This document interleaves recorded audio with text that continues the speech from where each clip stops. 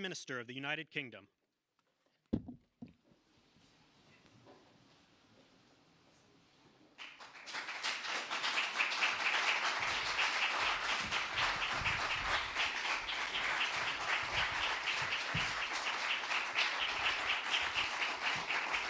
Thank you very much.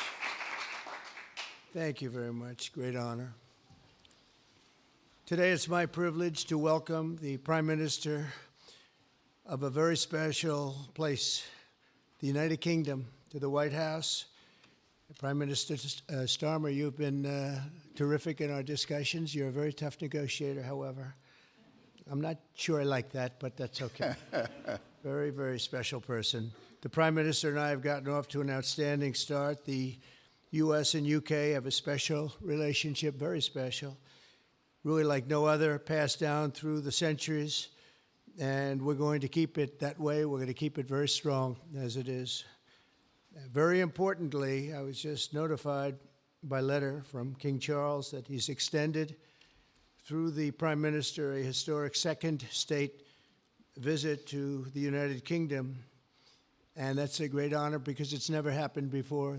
One person has never been extended that honor, and I really do call it an honor, but it's not for me, it's for our country. It's respect for our country. So I just want to thank you, and I want to thank King Charles. Thank you very much, and we accept. I don't know if the media is going to follow us. I have a feeling they might. Okay, thank you very much. Appreciate it. I'm pleased to say that the bust of one of the Prime Minister's greatest predecessors, Winston Churchill, is now back in the rightful place in the Oval Office, and we're very proud of it. Our meeting today and the various breakout sessions we had were tremendously productive. Most importantly, I provided the Prime Minister with an update on our efforts to end the bloody and horrible war in Ukraine with Russia, which would never have happened if I were president. That was not going to happen. I promise you that. After 3 years of hellacious conflict, approximately 1 million Ukrainians and Russians have been senselessly killed, but the number, I believe, is much higher than that. Countless schools, hospitals, towns, and beautiful ancient churches have been absolutely obliterated. To begin the process of ending this spiral of death, I had historic back-to-back calls with President Putin, very successful calls, I might add, and President Zelensky, and my team also spoke with the Secretary General of NATO on numerous occasions, and we're working very hard to get that war brought to an end. I think we've made a lot of progress, and I think it's moving along pretty rapidly. And I want to thank all of the people that are here that have been working on it. And we'll let you know what happens. It'll either be fairly soon or it won't be at all. In addition, this week I met with President Macron of France, as you know, and held talks with members of the G7. Tomorrow, the progress toward peace will continue when President Zelensky visits the White House. He'll be here tomorrow in the early part of the day, and we'll be signing a historic agreement that will make the United States a major partner in developing Ukraine's minerals and rare earths and oil and gases, and we have a great understanding. I think it's going to be great for Ukraine. We're going to be at the site, and we'll be digging. We'll be digging. Dig we must. A big utility in New York con us, and they used to have a sign, dig we must, and we will be digging. But much of the European aid to Ukraine has been sent in the form of loans for which they expect to be paid back, and we didn't have that honor under the Biden administration. He sent money, or just sent it, money after money after money, and never had any knowledge of ever seeing it back, maybe $300 to $350 billion. But under the breakthrough agreement, very unusual, which everyone said was difficult to get, but it's really very good for Ukraine and very good for us. The American taxpayers will now effectively be reimbursed for the money and hundreds of billions of dollars poured into helping Ukraine defend itself, which by and of itself is a very worthy thing to do. We've paid far more than any other country, and with most of our support It's been paid in military, the finest weapons anywhere in the world.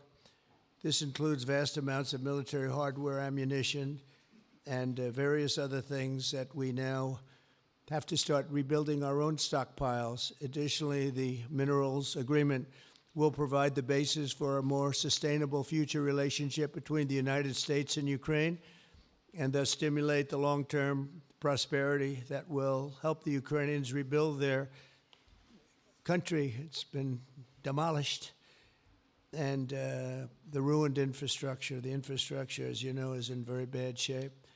In just over 1 month, our administration has already achieved more progress toward peace than years in the other administration where they did nothing toward peace. They didn't understand what was happening.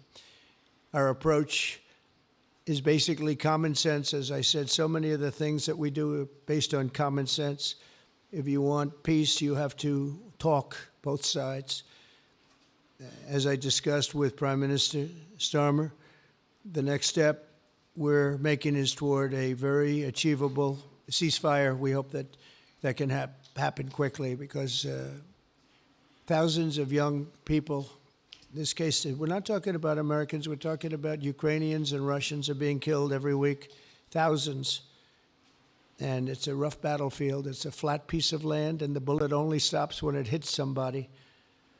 And this week, I saw the reports, and it's I don't even want to say what they are, but thousands of people, young, vibrant people died.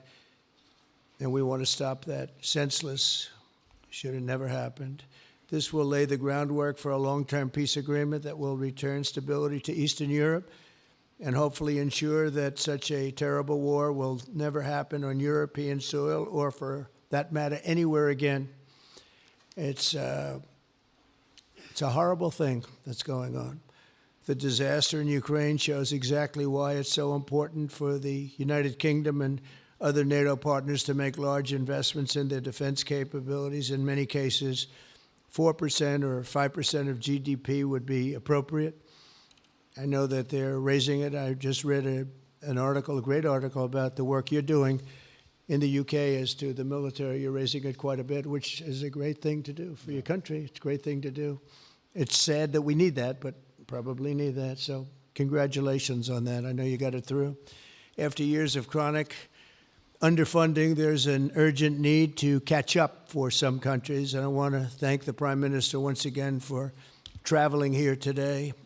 Working together, I believe that we'll once again demonstrate the power of our country's unique friendship. This is indeed a unique friendship. It's been many years, and I think it's only gotten stronger, and we will make sure that it stays that way. We're going to have a great trade agreement. One way or the other, we're going to end up with a very good trade agreement for both countries, and we're working on that as we speak. I think we'll have the confines. I think we'll have something maybe even in terms of possibilities agreed to very shortly. JD's working on it, Vice President, and Scott, and I'm just looking at this all from Mike. You're going to work on it. Everyone's going to work on it. We'll see if we can do something pretty quickly, but we're going to make some great trade agreements with the UK and with the Prime Minister, and it'll happen very quickly. So I just want to thank you again, and please thank King Charles for the invite, and I look forward to you giving our acceptance on behalf of the United States of America. Thank you very much, sir.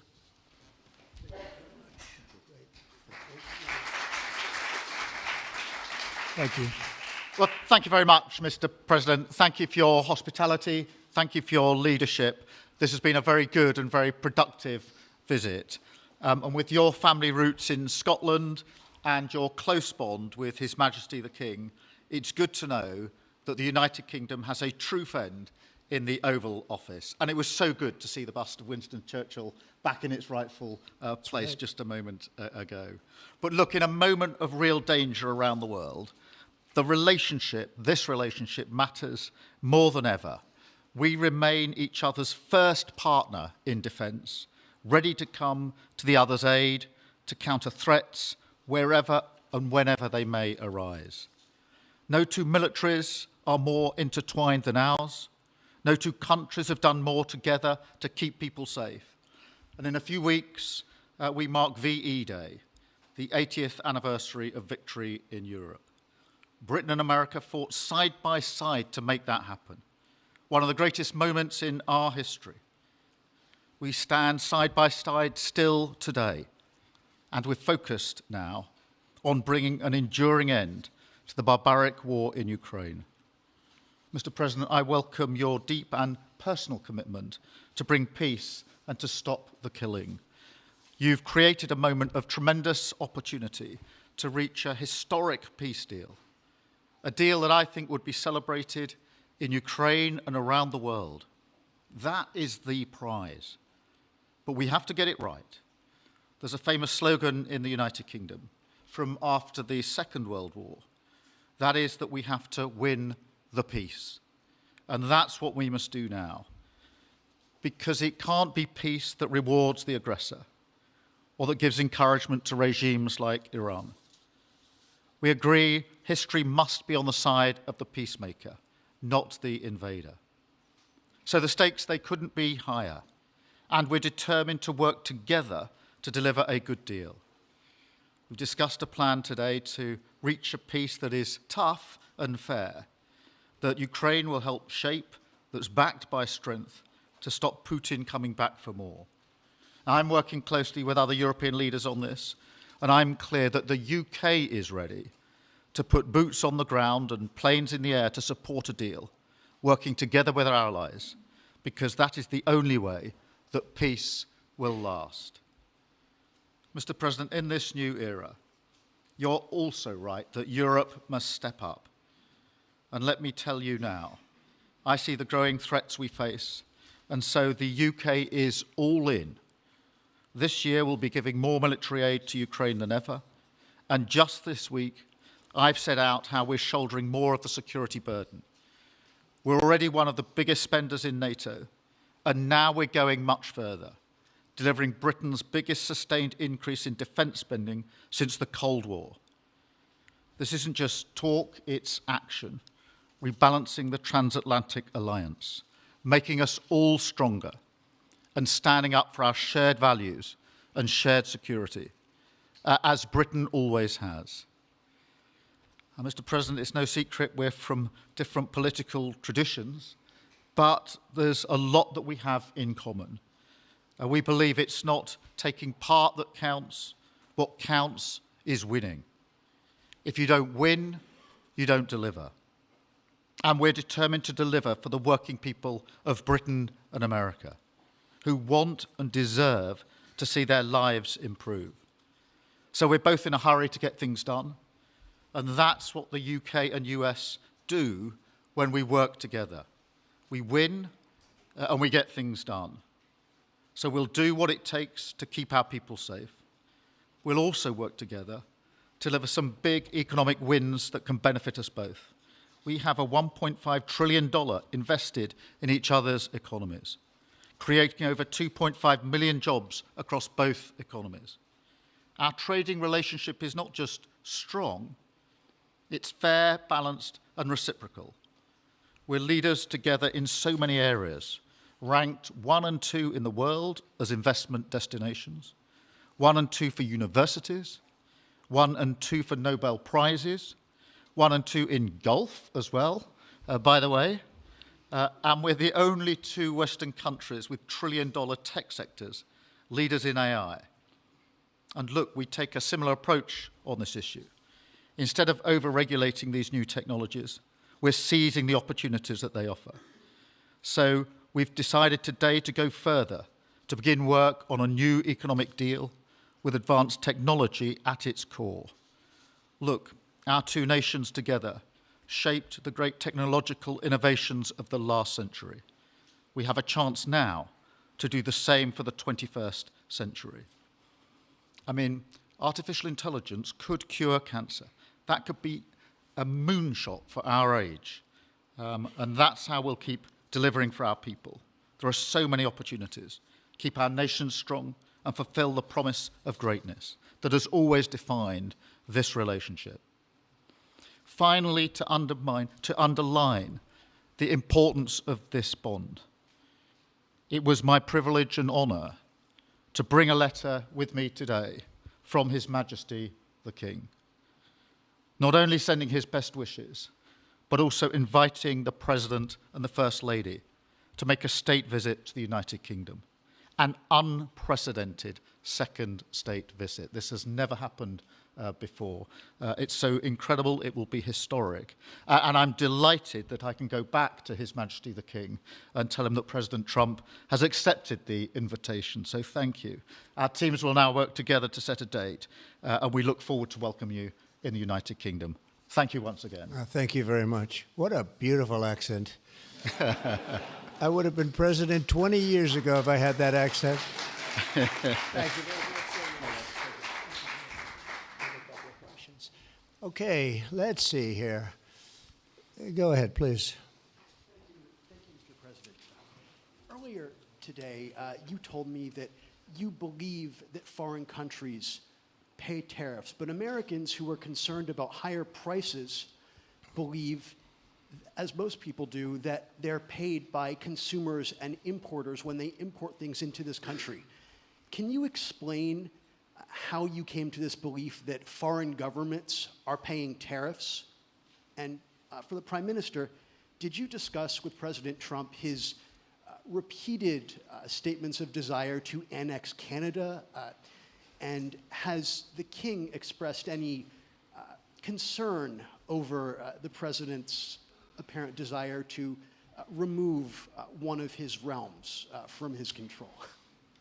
So I'll go ahead. The first part, the tariffs are necessary because we've been treated very unfairly by many, many countries, including our friends, friend and foe. But we've been treated very unfairly in trade at levels that nobody's really ever seen before, and especially under the Biden administration, they really took advantage of the United States.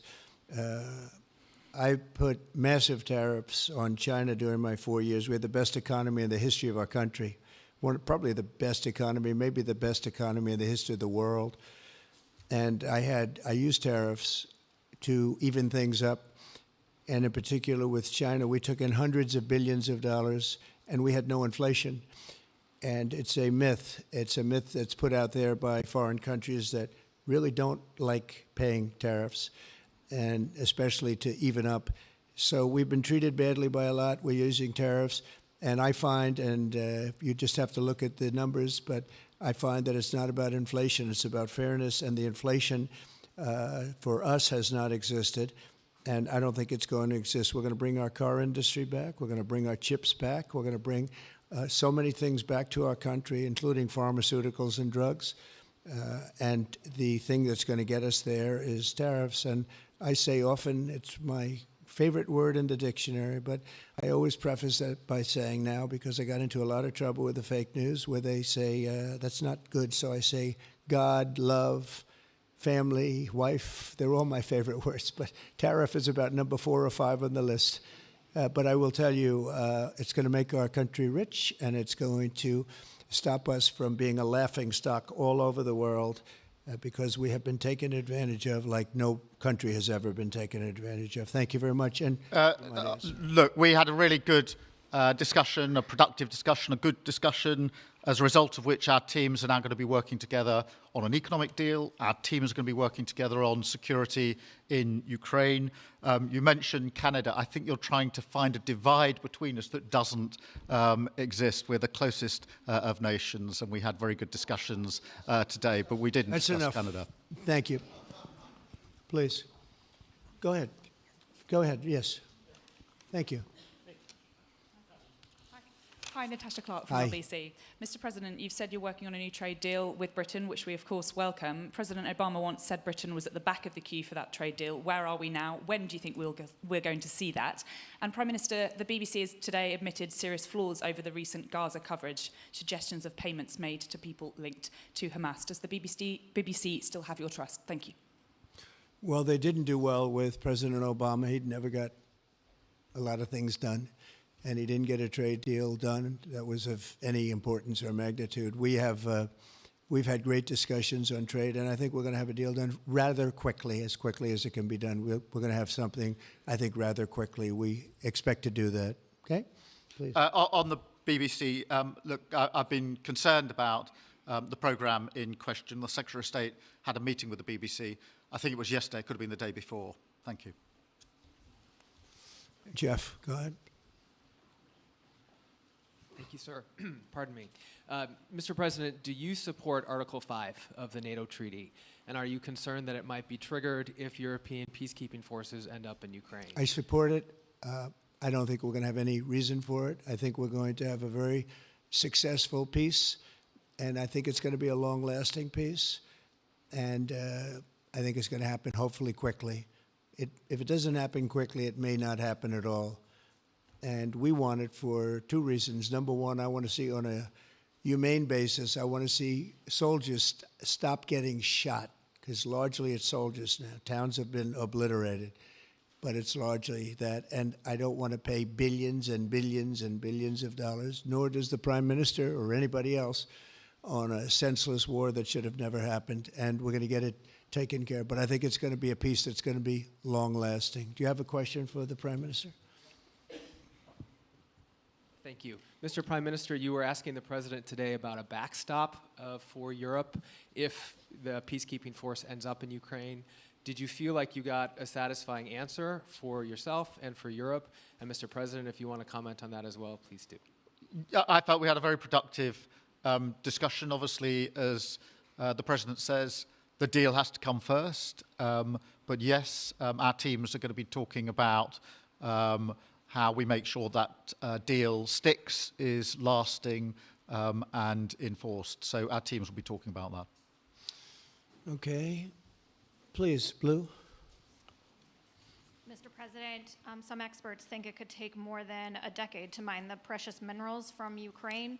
How much should the U.S. expect to receive, and when do you expect to see that come to fruition? Well, we're never going to know that answer, but by our being in Ukraine and doing the exploration and also the digging and taking the rare earth, which we need in our country very badly, we'll be doing a substantial amount of work, probably about at least what we have in there, and we hope to be able to do that. You never know when it comes to that. You know, you dig and maybe things aren't there like you think they're there, but we'll be spending a lot of time there. It'll be great for Ukraine. It's like a huge economic development project, so it'll be good for both countries. Okay? Please. Prime Minister, excuse me, Prime Minister, you've talked about putting British soldiers' boots on the ground in Ukraine in the event that President Trump succeeds with his peace deal. But can you do that without a firm assurance that America will have our back in the form of some kind of security guarantee were Putin to breach that agreement? And Mr. President, tomorrow you're seeing President Zelensky to sign this deal on minerals and energy that could be hugely important to the United States. Will you take the opportunity to apologize to him for calling him a dictator while praising Vladimir Putin, who is a dictator? Well, Robert, let me start by saying I've been really clear today and previously that I think that European countries, including the United Kingdom, need to step up in our own defence and security. We've been doing that in recent days. You saw the announcement we made on spending just the other day. In addition to that, I've made it clear that the United Kingdom will play its full part in ensuring that if there's a deal, and we hope there is a deal in Ukraine, that is a lasting deal that sticks. And we're obviously working with other European countries on that, France and NATO in particular. But I think I'm hosting 18 countries on Sunday to further our discussions. You heard from the President this morning that, you know, as historically has always been the case, we have each other's backs. And today we've been talking about the deal, how that will be a lasting deal. And coming out of this, our teams will now be talking in detail about that. And I think we're going to have a very good meeting tomorrow, 11 o'clock. And I think we're going to have a very good meeting tomorrow morning. We're going to get along really well, okay? We have a lot of respect. I have a lot of respect for them. We've given them a lot of equipment and a lot of money, but they have fought very bravely, no matter how you figure it. They have really fought. Somebody has to use that equipment, and they have been very brave in that sense. Yeah, please, go ahead. Ceasefire deal is nearing an end this Saturday, and there's been some worry that phase 2 might never get there. Do you believe that phase 2 of the ceasefire in Gaza will come to fruition? And have you spoken to Netanyahu about it? And for the Prime Minister, this peacekeeping deal has been pushed forward by the UK and France as well. Have you been in discussions with any other European countries to join this initiative? And are you expecting Commonwealth countries to also join the effort? Thank you. So we're working very hard in the Middle East and Gaza and all of the problems, and it's been going on for years and years and centuries and centuries. It's a tough neighborhood, but it could be a very beautiful neighborhood, and I think we're going to come up with some pretty good solutions. But phase 1 is almost complete. We've had some people that have been very seriously injured, very seriously hurt, both physically and mentally. They've come out of there very, very, and some of them in very, very bad shape. It's shocking. Many young people aren't in bad shape. Young people are strong, healthy. They don't die. People have come out dead, young people and old people. It's a rough situation, but I think we're going to make it much better, and I think that we've had a huge impact on that since we've been in just the 4 weeks. I think we've had a huge impact on Gaza, the Middle East, and we have some pretty good talks going on concerning lots of other people that are going to make it better. So we'll see what happens. Nobody really knows, but we'll see what happens. But I think we've had a very positive impact. Prime Minister? Yeah, on the question of the European countries, yes, I've spoken to a number of countries, particularly in the last few weeks. We had a meeting in Paris last week. I've got a meeting on Sunday with 18 countries to further our discussions. Obviously, we've been talking quite intensely to our French colleagues and to NATO, but to other countries as well, because, as I say, I think it's important for European countries, including the United Kingdom, to step up and do more in the defence and security of Europe and our continent and the United Kingdom, and we'll do so. Well, we're talking to a number of other countries. Thank you. Yes, in the red, please. Pink red, flaming red. Is it me or her? Go ahead. Okay, thank you, Mr. President. A question on Ukraine. Number one is, if you're not considering the security guarantees, are you open to other forms of, for example, intelligence cooperation with Ukraine? And Mr. Prime Minister, President Trump has proposed a plan for Gaza. Does this fit into the two-state solution that the UK held for a long time? Do you see it fit into your general Middle Eastern strategy? Thank you so much. Yeah, thank you very much. We're open to many things, but before I even think about that, that's almost pleasant to think about because that would mean that peace has been arrived at. We have to arrive at that peace. And, you know, you went 3.5 years with an administration that never even really had a meeting. They didn't have a meeting on peace. And there was no prospect of peace. I think, frankly, Russia wanted to go through the whole long deal. I don't think they do anymore. I don't think they do. We had a very big impact on that whole situation. But I don't like talking about phase 2 until I get phase 1. Phase 1 is I have to make peace. And we have to get Russia to agree. We have to get Ukraine to agree. And I think we will, I think we've come a long way. I believe we're going to get it done. I wouldn't say that if I didn't think so. And I think it will be very important, very historic, and we're going to save a lot of lives. On the question of Gaza, the last few weeks of the ceasefire have been very impactful. And for me, there are 2 images that I remember more than any other. The first is Emily Damari, who is British, being reunited with her mother. You may remember she had her fingers missing after what she endured. That was an incredible moment. I'd spent a lot of time with her mother whilst she was held captive, and her mother went through absolute torture. The other image was thousands of Palestinians marching through rubble, trying to return to their communities and their homes. So we have to do everything we can to ensure that the ceasefire continues, so that more hostages can be returned, so that aid can be brought in that's desperately needed. We need to allow Palestinians to return and to rebuild their lives, and we must all support them in doing that. And yes, I believe that the two-state solution is ultimately the only way for a lasting peace in the region. And think of that, she came home with her fingers and part of her hand blown off. That's terrible.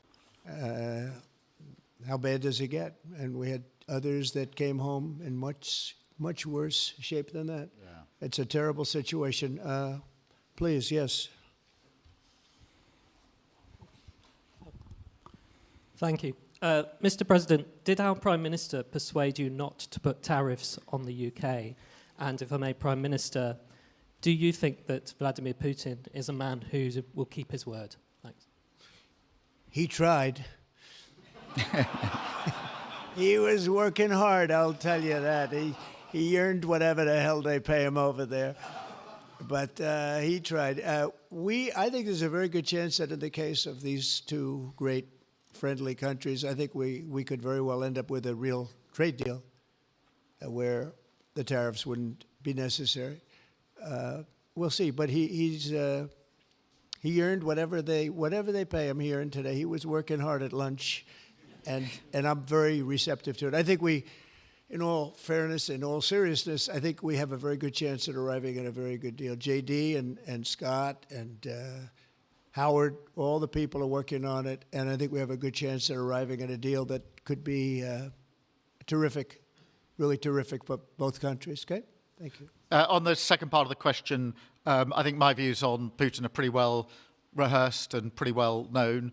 My concern is that if there's a deal, and I hope there is a deal, that it must be a lasting deal, that it's not a temporary measure. And that is why I think it's really important that Putin knows that this deal, a historic deal, which I very much hope comes about, is there, and it's a lasting deal, and that we're able to deal with any inclination he has to go again or go further. I think we'll have two deals. I think we'll have a deal on ending the war, and I think we're going to end up with a great trade deal with you.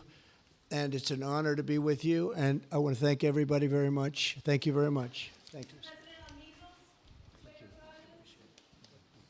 Thank you very much. Thank you.